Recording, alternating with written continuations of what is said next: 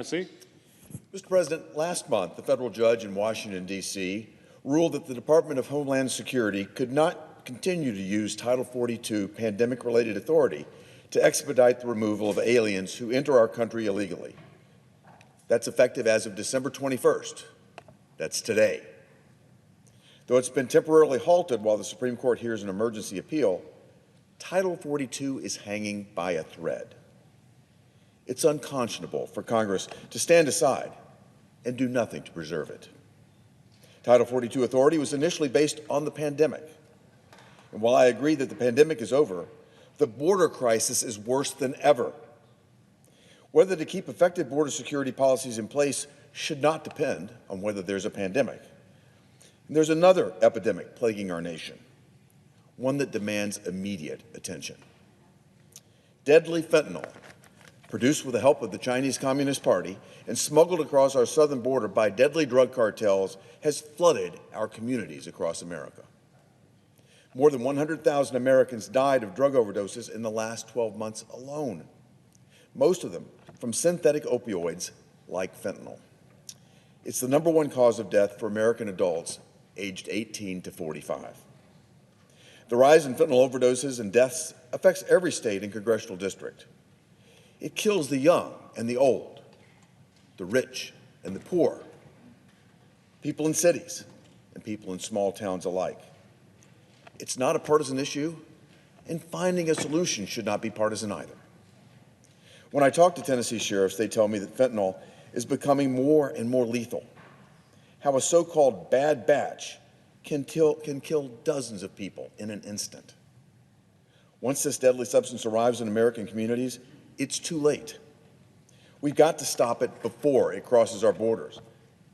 That's why I've introduced legislation that allows for the use of Title 42 authority to stop the smuggling of illicit and lethal drugs like fentanyl. When I traveled to the border in April, Border Patrol agents told me that cartels use waves of illegal border crossings as a cover to transport fentanyl and other deadly narcotics. While Border Patrol agents are focused on managing caravans of border crossers, the gap in coverage is exploited by the smugglers. In many cases, these are well-planned and coordinated occurrences. The agents told me that the people don't stay at the border and the drugs don't either. Title 42 is the last tool Border Patrol has left to partially slow the ongoing tidal wave of illegal crossings. Without this tool, our Border Patrol agents will have no way to slow down the massive increase in illegal immigration, which will get far worse as a result. Mr. President, Americans will pay the price. That's why, given the potential expiration of Title 42 within hours or days, passing my legislation today is imperative. Letting Title 42 end without creating a permanent new authority to replace it empowers drug cartels. It enables them to send migrants across the border at strategic points, bogging down Border Patrol agents with processing that takes 5 times longer without Title 42. Cartels will then use the longer and more frequent enforcement gaps to move more fentanyl across our border. We cannot allow this to happen. My legislation simply adds drug smuggling as an additional basis for using Title 42 authority. It's called the Stop Fentanyl Border Crossings Act. It would allow the Secretary of Health and Human Services to use Title 42 to combat substantial, dangerous drug trafficking across the border.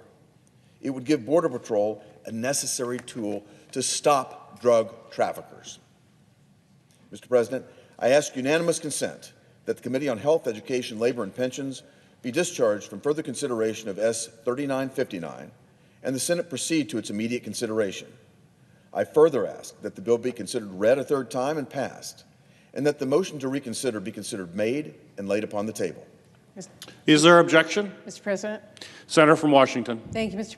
President. Reserving the right to object, I share my colleagues' determination to address the opioid crisis. In fact, I worked in a bipartisan way with Senator Burr to ensure that this end-of-the-year spending bill includes serious steps to help our communities. We worked year-round on bipartisan policies to support states as they tackle the fentanyl and a worsening opioid crisis to help people get treatment for substance use disorders and a lot more. So I sincerely hope the senator from Tennessee will join us in voting to get this across the finish line.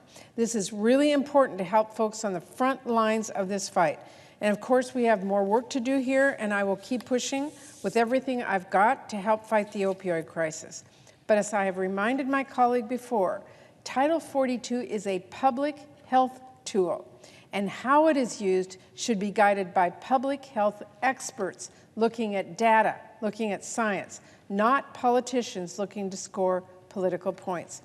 Drug trafficking is a serious problem and one we have law enforcement agencies who are responsible for. We should leave that work to them and support their efforts, and we can do that by passing the omnibus bill, which increases their funding.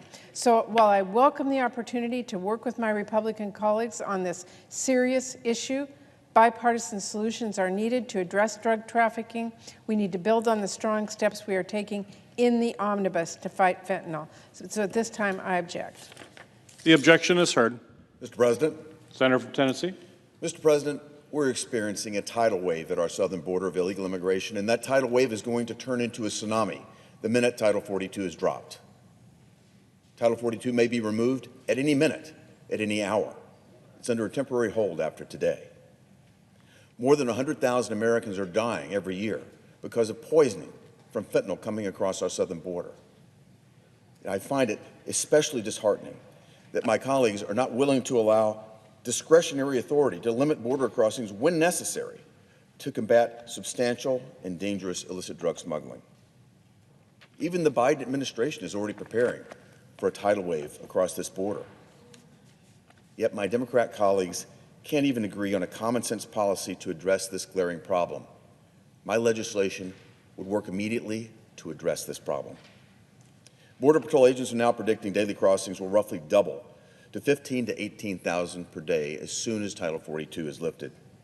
This is going to be truly overwhelming at our border, and the results are predictable. More young Americans will die, and I just don't know how bad this crisis has to get before Democrats will join me to acknowledge it and work to stop it. I yield the floor.